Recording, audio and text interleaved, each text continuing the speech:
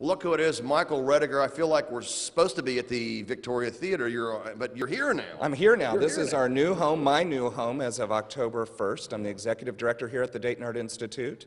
I came over across the river, and I'm having a great time with the staff here. And well, we're glad you're here. And Thank the you. official Booker's Beat welcome to you, sir. Congratulations, Thank you. and a long tenure for you, and much success here at the Dayton Art Institute. And Jade Black's going to be joining you from DVAC. We're going to talk about that coming up in additional Booker's Beats. Right. But right now, we're going to talk about all things Norman Rockwell. All things Norman Rockwell. It's an exciting time in the community. November 12th, the Norman Rockwell exhibit opens here at the Dayton Art Institute, and one of the most famous pieces is right behind us. It's the Ruby Bridges piece. It just came to us from the White House via the Obamas, literally on a private truck with armed guards. This is a piece of Americana that people are going to get to witness firsthand. Yeah, and when you think of Rockwell, too, I mean, he did presidential portraits, he did whimsical things, and very serious issues, too. Right. He really covered the topic of the day and made sure that we have a record of our American history, specifically from about the 1930s to the 70s. He's captured those 40 years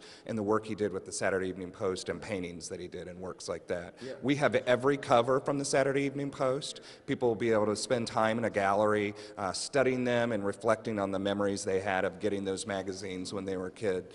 One of the other things I'm really excited about is we have what are called the Four Freedoms. The Four Freedoms were posters that were issued throughout the nation to make people understand how wonderful it was to live and be an American. And we have those original posters here. And that's what it's all about, too. I mean, what an unbelievable artist. So if somebody comes from another planet and said, what was life like here in the 30s through the 70s, you would say what? Norman Rockwell captured it all. He had every bit of it. I mean, from the things we don't like to think about, like segregation and racism, to celebrations of every different holiday, and then even where people come together in hard times like during the war. Yeah, and then you talked about Ruby Bridges a little bit. She'll actually be here. She will be here January 19th. It's limited seating, and there will be availability for the community to buy some tickets, but it's going to be very limited.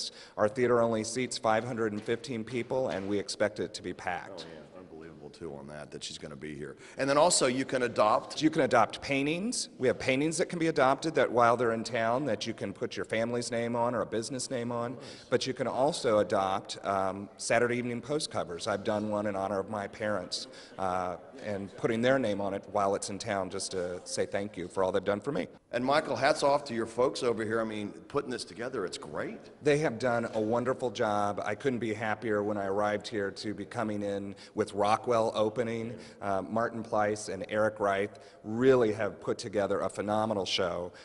They individually hang all these pieces. They hand select the colors. I mean, you're just going to be in awe when you see these together. All right, so again, the show is here from when to when? November 12th through February 5th. There shouldn't be a time that anyone should have to miss it. It's here for a long stay, and it's at a perfect time. Yeah, it's a perfect gift for the holidays, to give it as a gift or as to come as a family outing during Thanksgiving, Christmas, Hanukkah, and even after the New Year. It's going to be a great time to be here. Okay, let's talk about you, and you're here. We're excited you're here, and I've known you for a long time, right. So I know you've had some sleepless nights, I'm sure, thinking, what are we going to do? Because you're always, the wheels are turning. The wheels are turning. So where do you see the Dayton Art Institute in 10 years? I mean, I know I'm putting you on the spot. You've only been here a month, but where do you see it going? Well, one of the things I think, and I don't want anybody to be concerned, is that we're always preserve the history of this wonderful organization. We have an incredible collection that we put foremost before everything. We're taking care of that collection. But I also think we're going to be a gathering place for people. I think people are going to be seeing more things for reasons to come other than just the collection. On a Friday night, I think in the future people will say, what's to do? Let's just go to the Dayton Art Institute and see an artist, have a glass of wine, enjoy a game, but see the collection and wonderful exhibits. So there's going to be a lot happening. It's going to be a hub of activity for the next few years. And I'm excited. DVAC's Jane Black's coming. You can't wait till she gets on board. I'm just excited. I'm a born and raised guy here. You know that. And I'm so excited you guys are on board. Me too. Jane comes December 5th. We're both natives of Dayton. Yeah. We're really proud that the board of the Dayton Art Institute decided to go with a homegrown team that really understands and values what this icon in our community means and how we can preserve it for the future for our kids and our grandkids. All right, Michael, thank you very much. And listen, I need you to stay here for a while. Will you do that for me? I'm planning on staying. We got a lot to do. We got a great team, so I'm going to be here for a while. From the Dayton Art Institute, Jim Booker, 2 News. Get over here and see this, folks, on your side.